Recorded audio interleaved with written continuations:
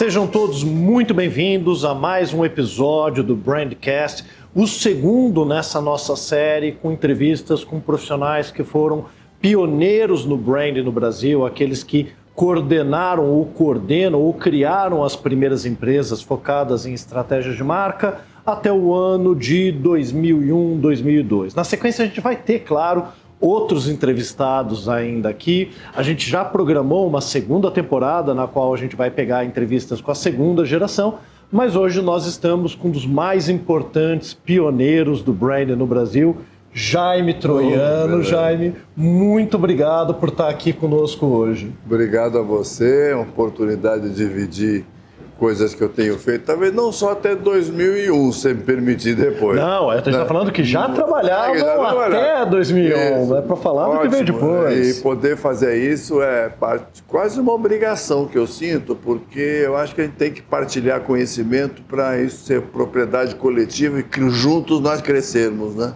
Então, obrigado. Eu que agradeço, acho que é assim que a gente cria o legado da nossa profissão. E nessa sequência de entrevistas, a gente quer olhar muito mais para o indivíduo, entender sua história, sua origem, como começou e daí, claro, como montou a sua própria consultoria. Então, Jaime, como branding é uma área que não existe graduação, somos todos invasores, somos todos transitores, que fizemos transição de carreira para essa área, começa a falar um pouquinho do teu começo na vida profissional, da tua formação, dos teus primeiros empregos e trabalhos, até começar o momento que você descobriu o mundo do branding. Se eu te disser que eu comecei a entender de branding, me preocupar com branding, mesmo que esse nome não existisse, lendo Monteiro Lobato quando eu era moleque, você não vai acreditar, você achar que eu estou brincando, né? Eu quero entender, explica para mim. É o seguinte, eu lembro dos serões de Dona Benta, onde na sala estava lá Dona Benta, Pedrinho, Narizinho, o Visconde de Sabugosa, a Emília, aquela que não parava de falar e tal. E havia sempre uma pergunta que o Pedrinho fazia para a Dona Benta, né? É uma pergunta sempre adicional, ele muito curioso. O Pedrinho era um cara curioso por natureza, né? Até num dos meus livros eu falo que eu sou um pouco descendente do Pedrinho. E quando eu comecei a pensar nisso, eu fui para uma área de pensamento. Eu estudava, fui para ginásio, colégio, nomes que havia nessa época. Estudei na Caetano de Campos, da Praça da República, uma escola maravilhosa, e fui fazer engenharia química. Por que química? Porque eu queria entender como é que são as coisas por baixo da superfície aparente dos produtos e do material com que a gente vive, né? Adorei fazer engenharia química, me formei, mas no final eu comecei a pensar, vem cá, engenharia não é tudo, né? Tem alguma coisa a mais na vida que fala de comportamento humano, de gente que a engenharia não cobre.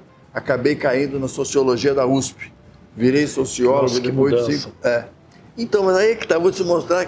Vou chegar lá. Tá. É o seguinte, essa mudança para a engenharia, para a sociologia, me mostrou o seguinte. Eu me preocupei muito e fiz todo um trabalho de caráter acadêmico em sociologia da religião, que era o seguinte, como é que eu entendo que uma pessoa, por trás do que ela é, tem certos comportamentos e tem certas atitudes e tem certos sentimentos que não são tão visíveis, mas que causam do lado de fora algum comportamento específico. Mais uma vez está o Jaime cavocando lá embaixo, dando uma de Pedrinho. Saí das ciências sociais, me formei e tal, fui trabalhar numa empresa de propaganda, não existe mais, chamada Lintas, SSCB Lintas. E como é que nesse cruzamento entre engenharia química e psicologia surgiu uma oportunidade de trabalhar numa empresa de propaganda? Foi uma oportunidade que apareceu? Você percebeu que era uma área que você poderia atuar? Como é que foi essa conexão? Olha, foi uma conexão maravilhosa na época, porque eu estava sem emprego, tinha desistido de dar aula em cursinho. Eu dava aula de química em cursinho para poder me sustentar e eu fazia ciências sociais na USP à tarde, né? Uhum. Aí surgiu alguém que me falou, vem cá, por que você não junta um pouco a tua formação de sociólogo com a tua formação de químico? Acabei aproveitando uma oportunidade que surgiu na Lintas para fazer pesquisa de consumidor. Foi aí. Perfeito. Mas sabe o que acontece? Uma vez eu dando aula na GV, uma palestra na GV, um aluno me perguntou assim, Jaime, estava aquele jeito mais despachado do aluno, Jaime, diga uma coisa, você é engenheiro químico, né? Sou. Você fez ciências sociais na USP, foi mexer com religião, não foi? Foi. Depois foi mexer com branding, né? Foi. Jaime, você não sabe o que você quer da vida, né? Foi a pergunta literal que ele fez. Eu falei, eu vou te explicar.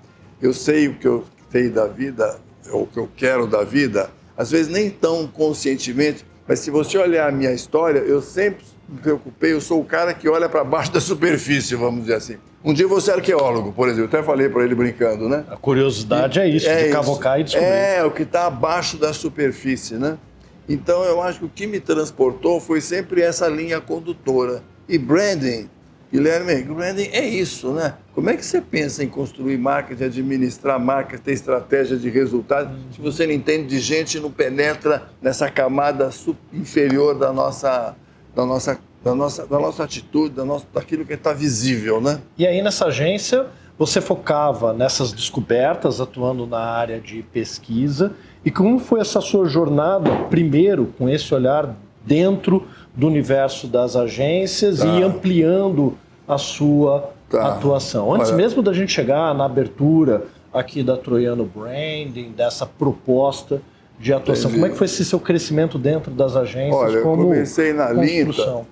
Comecei na Lintas, na área de pesquisa de consumidor, né?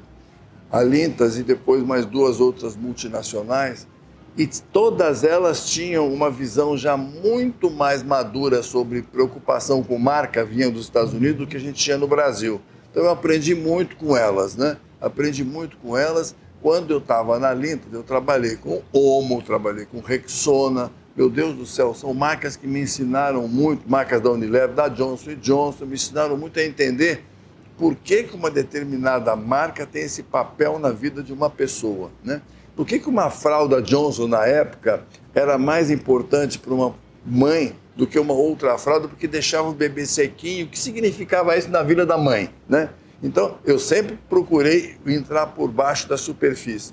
Fui para a BBDO, fui para Young Rubicam e sempre aproveitei muito esses ensinamentos que eu tive a partir dos Estados Unidos, que me ensinaram a olhar para a marca de um jeito muito mais organizado, profissional. Eu fui o responsável na Young Rubicam pela implantação no Brasil e na América Latina do 4Cs, não sei se você já ouviu falar. Não. Cross Cultural Consumer Characterization, uma tecnologia de planejamento fantástica, onde você tem consumidores em 7 grandes categorias que espalhados pela América Latina, a gente fez isso, né? E tive muita sorte de trabalhar com chefes internacionais brilhantes. Trabalhei com Joe Plummer, mano. Joe Plummer é um dos pais do pensamento de marketing e branding no mundo, desde que eu me conheço por gente. Então eu sempre fui um cara que fucei, mas tive o privilégio de ter do meu lado gente que me ensinou muito, sabe?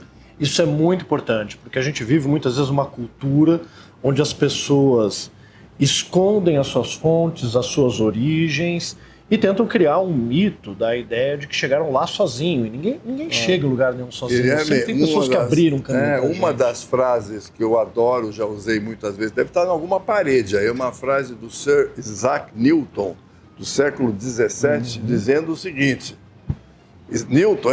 o grande Newton, pai da física moderna, né, das leis da gravitação universal, ele falou: eu só enxergo mais longe porque eu estou sentado nos ombros de gigantes. Isso, exatamente. Pô, o cara que fala isso, sendo Isaac Newton, com essa humildade, que sabe que não é ele que inventou tudo, mas ele está sendo alimentado por toda a física que veio antes, eu falei, no mínimo eu tenho que ser um pouco tão humilde quanto ele, no mínimo, né? Essa frase, inclusive, a gente usou na conversa que a gente teve com o Seragino. Eu não sei se ficou numa conversa de bastidores ou ficou durante a gravação. Depois o Akira pode colocar um corte, mas não sabia que era do Isaac Newton, mas o nosso comentário foi justamente isso, que no mundo da ciência tem essa clareza de que a gente está aqui para colher as contribuições do outro e acrescentar Infelizmente, a nossa, na nossa área de brand, ainda existe uma certa egolatria, às vezes eu não estou me eximindo disso não, de achar que eu é que sei das coisas, eu que criei, eu que inventei essa metodologia, e não é assim. A propriedade coletiva do conhecimento é universal e é isso que o Newton nos ensinou. Então vamos seguir o Newton. É que eu até entendo, eu compartilho disso também. Às vezes é difícil ter essa clareza toda de extinguir a vaidade que a gente acaba tendo, por conta de que a gente também teve que propor coisas novas. A gente não é só um pouco cientista, não só sociólogo, mas a gente é um pouco inventor. E o inventor que propõe uma nova mecânica, muitas vezes está imerso e é sugado pela obra. Então, é natural que a gente goste das metodologias que a gente criou. Você lendo meus livros, vendo nossos trabalhos, eu confesso, sei lá o quanto de um trabalho nosso de segmentação hoje não está inspirado no 4Cs da Young Rupka, quanto o trabalho de propósito é alguma coisa que a gente faz sistematicamente, que está no meu livro, né? Não está inspirado no que fez o Joey Ryman, né? E assim por diante. E olha, ainda bem que eu tive essas pessoas do meu lado, nos ombros de quem eu estou sentado, entendeu? Falando do Newton, mais uma vez. Não, e é muito bom, porque gravar essa websérie para mim é uma riqueza, porque são profissionais como você e outros que de alguma forma chegaram aqui quando tudo era mato e abriram caminho. Né? Se hoje a gente tem clientes que chegam até a gente ou a outros profissionais procurando ou conscientes do que é branding de verdade, é porque tem profissionais falando disso há muito mais tempo. Né? E aí você trouxe uma coisa bem legal, quando a gente estava conversando antes, falando do Aaker, do Keller, né? O próprio primeiro livro do Aaker, ele é muito mais sobre brand equity do que sobre branding em si, que é uma palavra que aparece muito pouco no livro dele. Mas quando a palavra branding apareceu para você, quando é que veio esse primeiro contato com ela? Acho que faz uns 20 e tantos anos. Eu acho que quando eu montei a empresa, na noite do 8 de julho de 93, porque eu sei bem qual é essa data, foi na data anterior ao nascimento da minha filha, da Beatriz, que hoje trabalha conosco, né? Eu não sabia muito bem onde é que eu estava pisando. Eu sabia que eu queria entender a forma de ajudar clientes a organizar esse meio de campo que envolvia a marca, mas essa palavra brand não estava no meu repertório ainda não, viu? Ainda não. Foi surgindo aos poucos, eu ouvia aqui, eu ouvia ali, ouvi dos americanos muito. Eu falo muito dos americanos mais do que os europeus, porque foi de onde eu bebi, a fonte de onde eu bebi, né? E pouco a pouco essa ideia foi se consolidando e hoje ampliou demais, né? Às vezes até de uma forma banalizada, vamos falar entre nós, mas está ampliando. O bolo está crescendo, a importância de branding acho que é cada vez mais evidente para todos, né? E quando você montou a Troiano, qual que era o foco, se não era branding, qual que era o foco principal da atuação? O nome inicial da Troiano, talvez revele, fala assim, olha só o nome, olha a pretensão. Jaime Troiano, estratégias de marca e comportamento de consumidor. Daqueles nomes que no fim do ano, se a secretária for dar Feliz Natal e falar o nome da empresa, não dá tempo, já entrou em janeiro, entendeu? Era um nome enorme, né? Na hora que chega no prédio para identificar quem é, o Jaime Troiano, do Jaime Troiano, estratégia de marca. De consumidor. Mas olha, você esse nome, Jaime Troiano, estratégia de marca e comportamento de consumidor. Tem aí já uma raiz desse meu caminho futuro que depois transformou numa empresa de brand. Porque, no fundo, eu estava fazendo isso meio que sem nome ainda, né? E estratégia de marca é um nome adequado. Exatamente. Né? E tudo isso, mais uma vez, eu repito, eu aprendi com muita gente bacana das empresas americanas com que eu trabalhei. Né? Então a gente está falando de 93, a gente está falando aqui basicamente, hoje, quando a gente está gravando, de 32 anos de empresa. Né, basicamente. 32 anos, bastante. Exatamente. Faz tempo. E quando você começou a captar os primeiros clientes, em que de repente a palavra branding começou a ser um termo relevante para explicar com eles o que você fazia? Porque eu entendo que naquele começo vender, inclusive, estratégia de marca era uma coisa... Poderia facilitar, mas também não se havia muita clareza nem era isso. Muito claro o que é estratégia de marca. Então o brand surgiu como uma forma de organizar esse pensamento. Mas eu acho que foi alguma coisa por volta de... Eu vou chutar, porque nunca ninguém me perguntou isso, me está perguntando. Obrigado. Eu peguei de surpresa. Obrigado. Foi alguma coisa em torno de... na virada do ano 2000, 98, 99, etc. e tal... Que aí eu comecei a ser procurado para falar o seguinte, olha, a minha marca precisa ser lembrada dessa forma. O que eu tenho que fazer? Ou o meu concorrente tem uma marca com uma imagem mais jovem do que a minha. A palavra marca começou a centralizar a preocupação dessas empresas e perceber que a marca é uma ferramenta de negócio. Daí para chamar de branding foi um passo. Antes, qual era o termo que eles estavam mais preocupados? Era descrever produto? Era pensar... Falava de produto, de posicionamento, verticais? de estratégia, de negócios, etc. Mas a palavra marca como centro de atenção passou a ser alguma coisa importante, mais ou menos nessa época. E daí, para falar de branding, como eu te falei, foi um passo.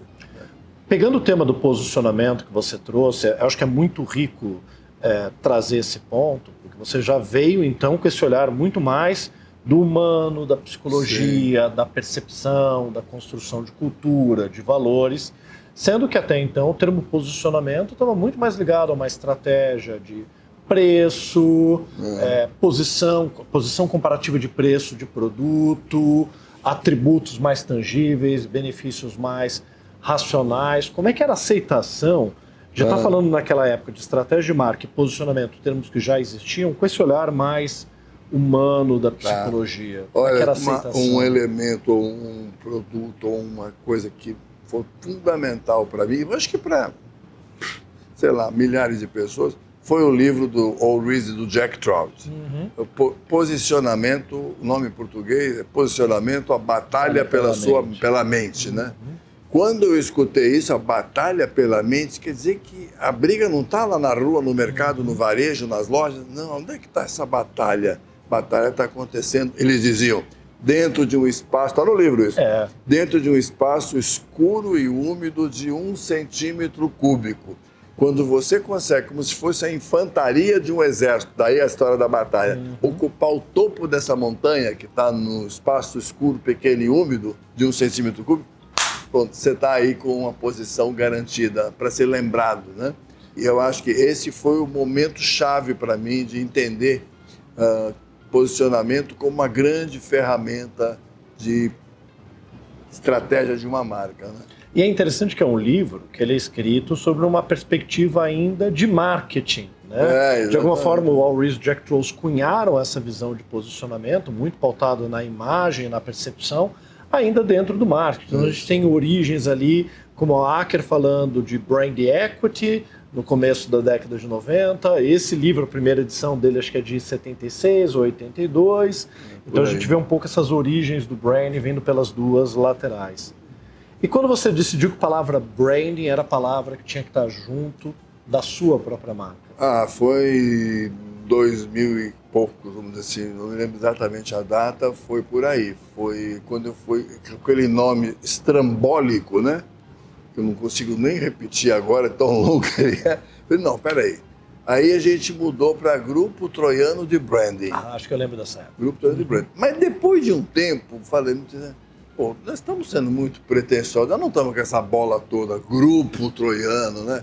Grupo Itaú, Grupo não sei o quê. Não, que grupo, coisa nenhuma. Abolimos o grupo, ficamos com branding. E depois começamos a perceber que cada vez mais as pessoas não falavam de branding, falavam troiano. Mas por trás disso sabia que a gente mexe com branding. Boa.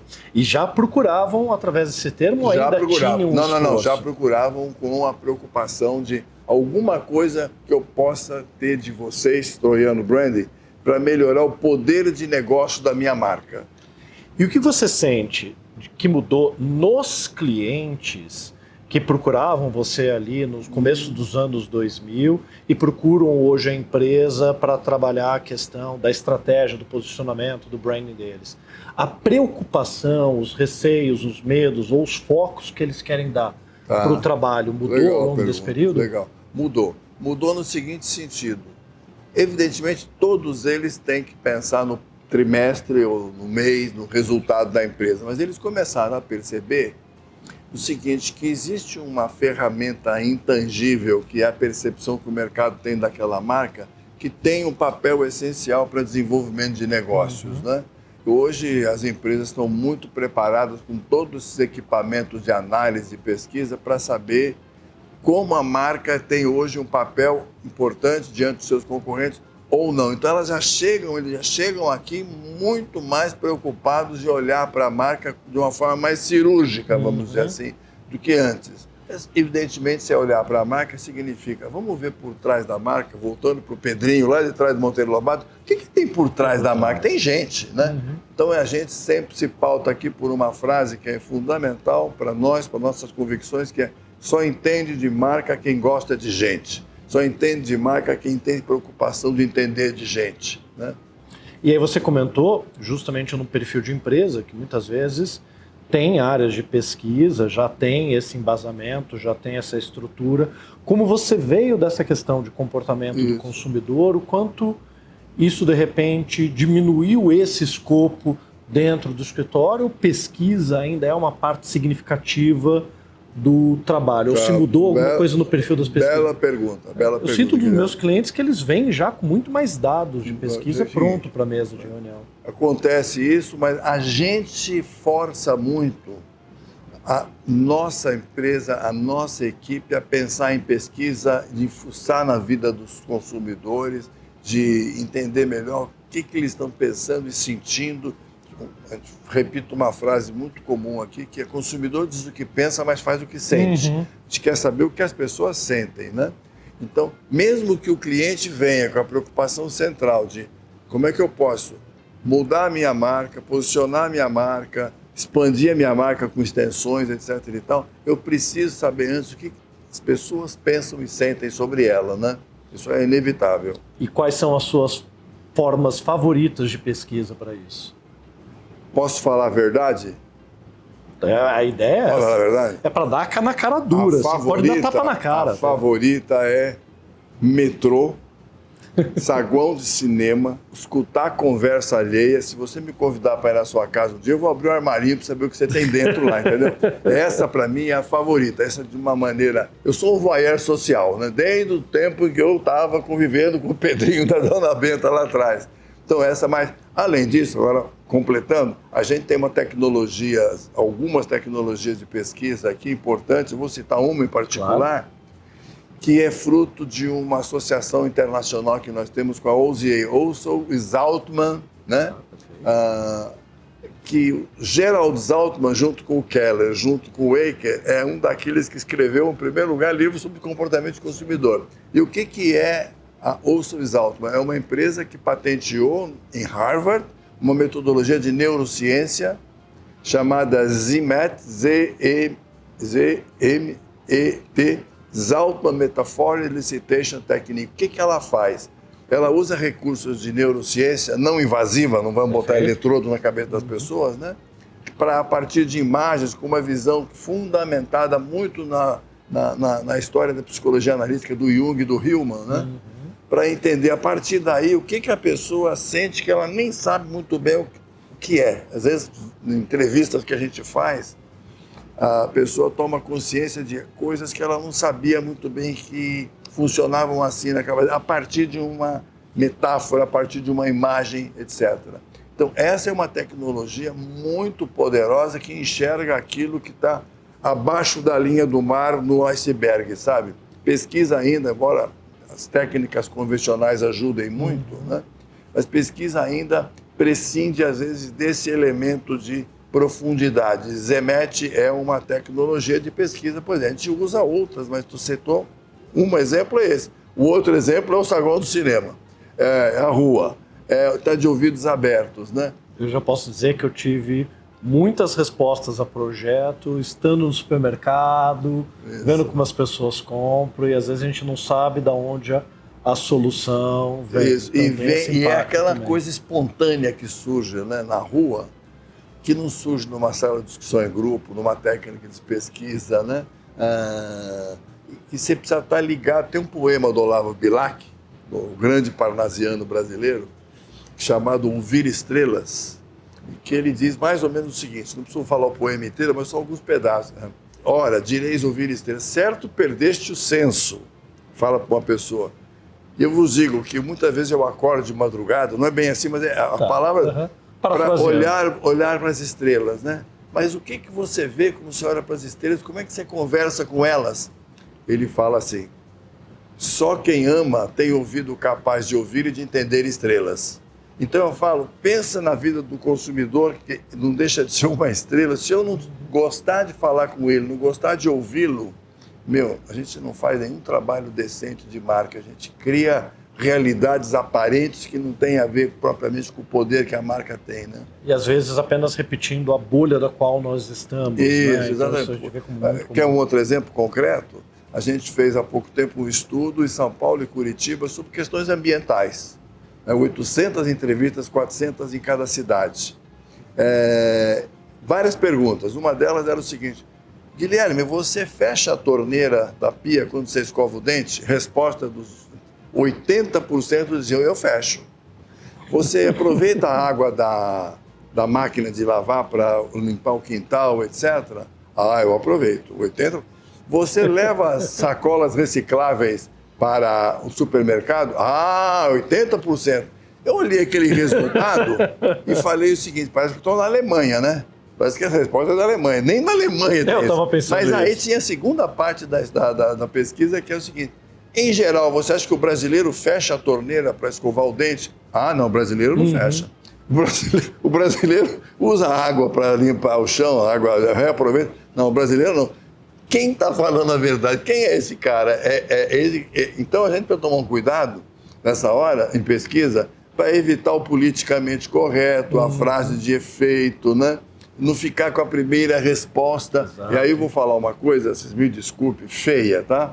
Aqui vale palavrão, vale tudo. Pedem para não falar, se você quiser depois edita e corta. Tire as crianças da sala e manda ver. Que é o seguinte: você deve já ter feito exame de urina, lógico. Já. Exame de urina. O que acontece no exame de urina? Se quiser falar de fezes, a gente pode falar de fezes também. Não tem problema. Essa fica para outro programa. Você vai para aquela salinha com a enfermeira, ela te dá um pote, uma gaze, para falar: você faça asepsia no local, né? Não sei se com mulher é igual, mas com homem é assim, né? E depois, por favor, colete a urina nesse um becker, um copinho, né? Tem que jogar a primeira leva fora. Isso é perfeito, exatamente. Mas não se esqueça, despreze o primeiro jato. Exato. Por quê? Ao desprezar o primeiro jato, você vai ficar com a urina de verdade, a urina por aquela que refere de fato a qualidade da tua urina. Então, em pesquisa, é mais ou menos a mesma coisa.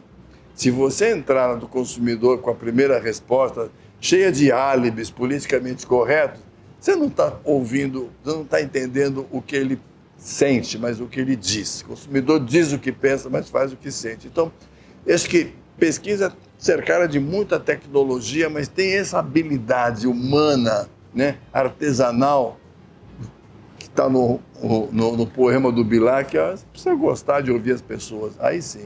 A gente percebe isso muito, às vezes, falando com um cliente, que ele tem uma perspectiva de que a pesquisa sozinha vai dar todas as soluções, que as respostas são sempre objetivas, e sem perceber que a maneira como você formula a pergunta impacta diretamente no tipo de resposta. Né? Então, pesquisa, mesmo que a gente queira buscar numa quantitativa números, está muito mais para ciências humanas. Número objetivo, número não mente. Tá?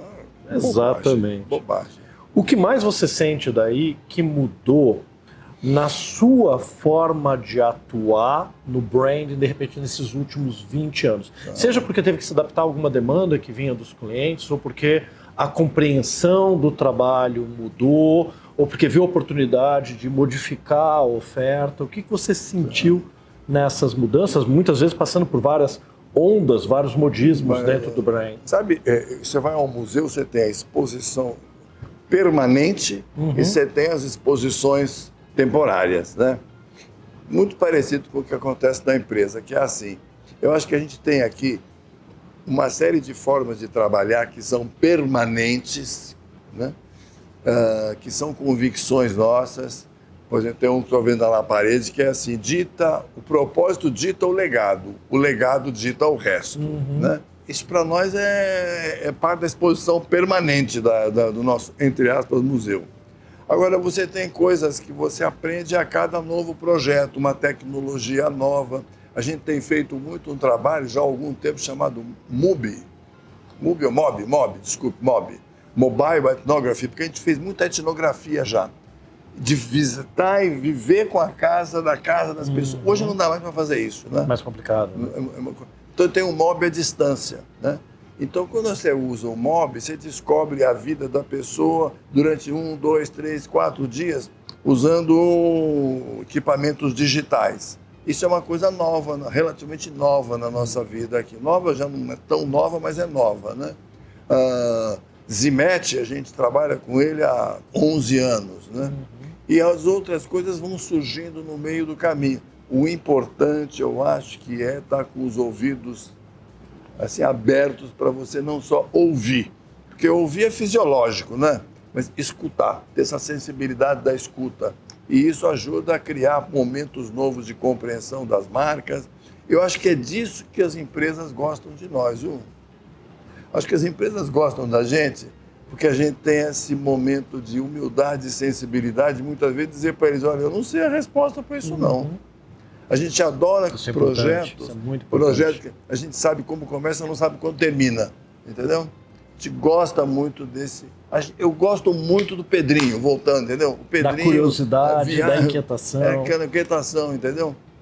Então, eu não passei por aulas de termodinâmica na FEI à toa, fiz FEI, né? Engenharia Química na FEI, nem os cursos de Sociologia da Religião, nem o pensamento de branding que eu aprendi com os meus mestres americanos à toa. Porque todos eles mostravam para mim o seguinte, Jaime, tem mais alguma coisa para entender se você quiser que essa marca seja poderosa, entendeu?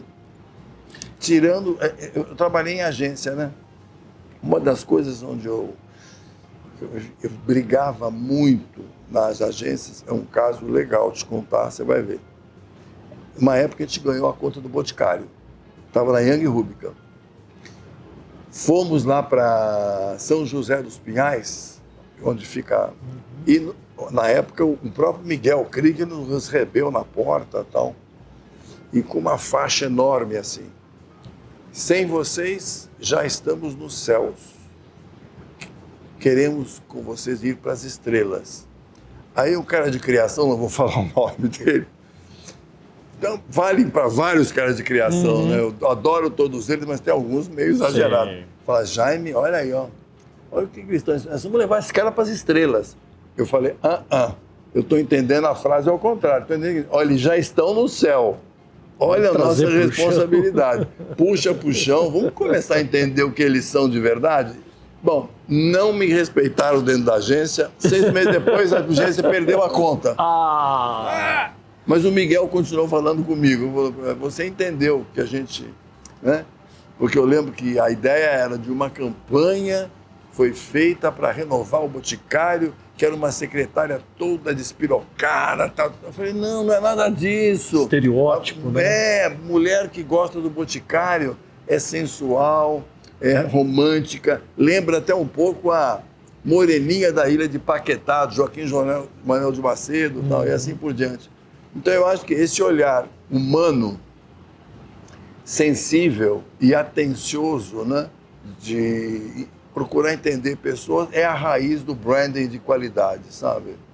E o futuro da profissão? Qual seria uma visão que você tem em relação a esse futuro, incluindo aspectos otimistas, pessimistas ou preocupações, mas também coisas que te empolgam em olhar esse futuro? Eu sou muito otimista. Se eu for pensar a linha do tempo, a gente sabe, branding vem crescendo.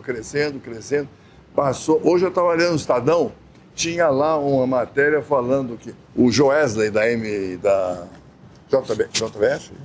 Joelis da... JF? Não, JF. O Joesley, né? Sim. Foi para a Venezuela para tentar convencer o Maduro tá no jornal. Convencer o Maduro a sair de campo para evitar problemas, tá? Olha só. E aí aparece no final, o Joesley está tendo um novo papel, eu acho que ele está pensando no rebranding da empresa dele. Eu falei, olha, rebrand, estou falando isso pelo seguinte, sim, a palavra rebranding e branding assumiu uma proporção tal que até na área política se fala de branding, entendeu? Então eu vejo como uma possibilidade de crescimento inevitável. O centro das preocupações de uma empresa está ali na área de inovação e está na área de gestão de marca. Eu acho que hoje no board das empresas se discute de marca, né? Se discute marca. Então acho que esse é um ponto, né? Agora, acho que tem uma coisa que acho que você pode nos ajudar muito. Vamos lá, vou tentar. Você tem essa visão integradora, essa visão acolhedora. A gente não está brigando no mercado por disputar espaços, market share. branding ainda precisa crescer muito. Então, é como se os profissionais de branding, as empresas de branding, em vez de ficar se pegando de tapa, né, pudessem juntas mostrar o poder que branding bem feito tem na geração de negócio, na geração de resultados das empresas e alimentar a economia, né? Eu acho que isso é uma coisa que cabe muito a almas boas como a sua, inteligentes, isso, né, de fazer isso acontecer no mercado.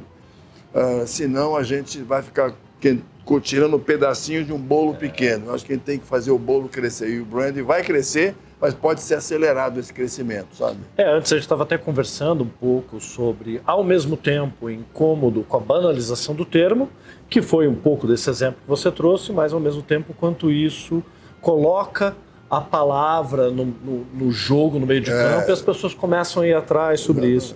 E aí, claro, a gente está falando aqui também de diferenças geracionais, né? Eu sou geração X, você é boomer, e de repente tem toda uma geração Z que entrou com domínio das mídias digitais que a gente não tem tanto. Quer dizer, na época de Facebook, Orkut, Formspring, coisa que a maior parte que está escutando lá nem sabe o que é, a gente mandava bem também. Mas esse perfil mudou. Você jogava Atari? Eu jogava Atari. Não, mas é que eu tinha em casa o Intellivision, entendeu? Meu pai comprou, quando meu pai falou que comprou um videogame, eu achei que era um Atari e era um Intellivision, mas no final eu gostei mais dos jogos da Intellivision. Não, mas geração Z, que você falou de que eu sou X, né? Você falou que eu sou baby boomer. Você é boomer. It's debatable. Tá bom. Porque é o seguinte, tem gente que já acha que eu sou de uma outra geração chamada... E você também falou sobre quebra das gerações no comportamento do consumidor algum tempo atrás. Talvez não seja o melhor exemplo para trazer aqui. A minha geração, não sei se eu sou baby boomer ainda ou pertenço a um novo segmento que tem sendo criado que se chama os esquecidos da hidroginástica. Eu demorei para pegar a piada, mas tudo bem. Eu procuro ser ativo e tal, mas as coisas têm limites. Não, mas o ponto que eu ia trazer é que essa geração millennial, né, eles tiveram muito mais habilidade. E é claro, às vezes a gente fica, né, a gente batalhou tanto para abrir caminho, e aí de repente alguém vai lá e domina a pauta no meio das redes sociais. No primeiro momento aquilo me incomodou e depois eu percebi que não, peraí. São profissionais que são grandes comunicadores, desde que eles estejam levando uma visão de branding, do que branding realmente é, e não de identidade visual ou de perfil harmônico no Instagram. Eu acho que é o momento de olhar e falar que bom que outras gerações estão contribuindo de outras formas. Né, eu tenho o privilégio de ser um dos dirigentes Eu sou presidente do conselho da Troiano Branding, né? A Cecília Russo, minha esposa, é a CEO da empresa, né? Quem toca a empresa estrategicamente, responde por tudo, né? Eu sou, vamos dizer, o presidente do Troiano Branding, o presidente do conselho, mas quando me disseram que eu era presidente do conselho, porque a gente contratou uma assessoria para organizar a nossa empresa, eu fiquei com medo. Presidente do conselho, o que seria isso? É aquele vovô que leva o neto para passear na praia? Não, eu percebi que não era isso. Eu faço muito mais coisas do que levar neto em praia, né? Mas eu tenho o privilégio de estar numa empresa que tem pessoas de várias faixas de idade, tem muita gente jovem com quem eu aprendo muito, nossos clientes aprendem muito, que é um regime de vitalidade fantástico que tem aqui dentro, entendeu? E ao mesmo tempo, pela conversa que a gente teve antes também, uma empresa que traz também a importância da senioridade. Eu não estou falando simplesmente de você ou da Cecília, né, mas da entrada do Sérgio Guardado. Grande né? Sérgio Guardado. A gente, às vezes, vai em empresas e que a gente não começa a encontrar nenhum profissional acima de 40 anos, cada vez mais. Aqui tem. E exatamente. E essa contribuição de todos os perfis, de diferentes profissionais, de diferentes áreas, de diferentes faixas etárias, só contribui para uma visão mais holística daquilo que a gente tem que fazer pelo cliente. Aqui a gente se beneficia muito dessa variedade etária, né? Onde a gente se respeita muito, né? Olhando para os mais jovens, olhando para os mais velhos, para os mais experientes, para os mais ativos, os mais inquietos, né? É muito bacana. E hoje eu acho que a gente tem aqui o privilégio de ter uma empresa com uma equipe muito... Não sei se eu posso falar isso também? Pode falar. Né? Uma equipe muito estável, somos 22 pessoas, um clima organizacional que eu não sei como é que surgiu de tão bom que é hoje. Acho que isso aí é papel da Cissa, viu? A Cissa, que é responsável por isso como líder, né? De todo mundo se ajudar, de haver solidariedade, e essas trocas etárias têm um papel muito importante. E as diferentes formações, porque você tem engenheiro, psicólogo, administrador, designer, tem tudo aqui, jornalista, né? E assim por diante. E para finalizar, o que você deixaria? Depois a gente pode gravar episódio 2, episódio 3, episódio 4. Isso daqui é só o primeiro passo de outras coisas legais que a gente vai fazer juntos, que a gente já conversou alguns embriões que a gente pode montar. É verdade. Mas que recado, que dica, que recomendação você daria para quem hoje está entrando ou querendo entrar nessa área? Eu acho que branding é uma área de negócio, né? Tem um glamour muito especial. As pessoas às vezes querem trabalhar aqui ou em outra empresa, falam, eu adoro branding. Eu vi aquele trabalho do Boticário, aquele trabalho do Cobalho. Falei, meu Deus do céu, olha, eu lembro muito de uma frase do fantástico ex-presidente do meu time querido, Corinthians, o Vicente Mateus, que dizia o seguinte, falavam para ele assim, legal ser presidente do Corinthians, não, doutor Vicente Mateus, que bacana. Ele falou, vocês veem as pingas que eu bebo, mas não vê os tombos que eu levo, entendeu? Palavra do filósofo Vicente Mateus. Então, eu acho que aqui dentro a gente sabe que branding é um pouco esse trabalho que é pesado, é cansativo, etc., mas resulta em coisas muito poderosas para o desenvolvimento do poder de negócio de uma marca. Então, eu acho que isso, para nós, quem trabalha aqui sabe, né?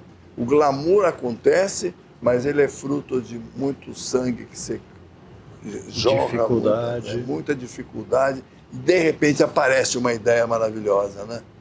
Como apareceu em alguns casos, como você tem o caso da Cobase, você tem o caso do Açaí, que é nosso cliente, o caso mais clássico da Egea, que a gente mostrou para eles que eles não estão lá para distribuir canos, encanamentos, né? Eles estão lá para transformar a vida das pessoas. Então, a frase clássica da Egea, a nossa natureza. A Egea é uma empresa de distribuição de água e saneamento básico, pessoal. A frase célebre que foi criada junto com eles, né? Que é a nossa natureza movimenta a vida. Quer dizer, quando você chega a esse grau de síntese, que é outra coisa importante aqui dentro, que até nas paredes aí você vai encontrar, tem uma frase do Da Vinci. A gente vai fotografar e vai publicar. Tem uma frase do Da Vinci lá escrito, a simplicidade é a suprema sofisticação. Eu tenho uma frase do Van Gogh escrita assim, é difícil ser simples. Você pensa que um Van Gogh, um Da Vinci, fala, esses caras sabem. Não, eles sofreram muito para conseguir o que... E depois de todas as frases, coloquei uma que eu recomendo a todos. Entrar no Google, pensem ou no YouTube, peguem lá. Rui Barbosa, ladrão de bicicleta. Você já viu esse vídeo? Não. Olha, é uma aula de simplicidade. É um cara... Posso contar? Pode. É um cara Vamos dar spoiler, ou se você não quiser ver primeiro...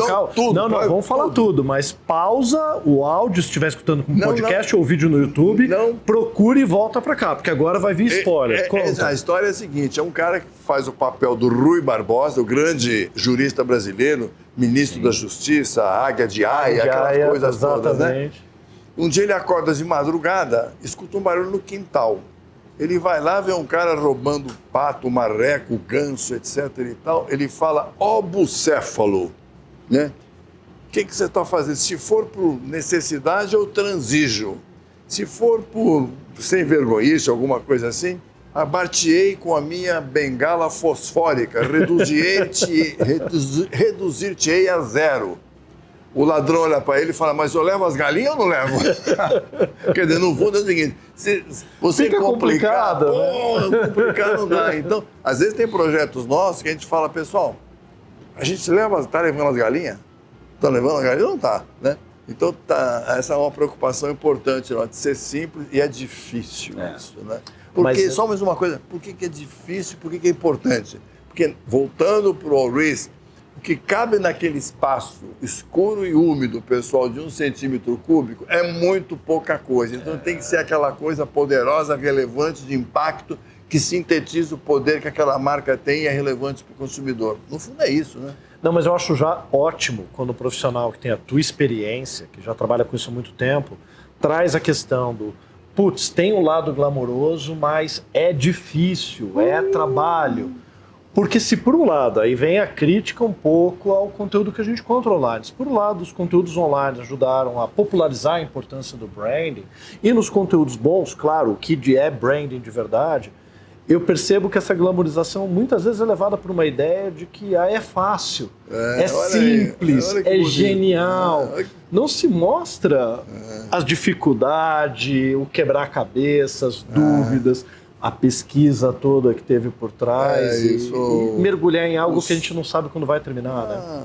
Não vê as pingas que eu bebo, mas não vê os tombos que eu levo, entendeu? Pronto, né? Vicente Mateus resolveu essa charada. Então, Vicente Mateus terminou o nosso vídeo de hoje. Vamos tomar umas pingas, então. Jaime, que a gente merece. Muito obrigado pela tua participação hoje. Sem você, né, não faria sentido uma websérie como essa. E obrigado por receber a gente aqui no teu espaço e a tua generosidade. Obrigado pela camaradagem, pela seu acolhimento. Você é um cara integrador por natureza, a gente sabe, né?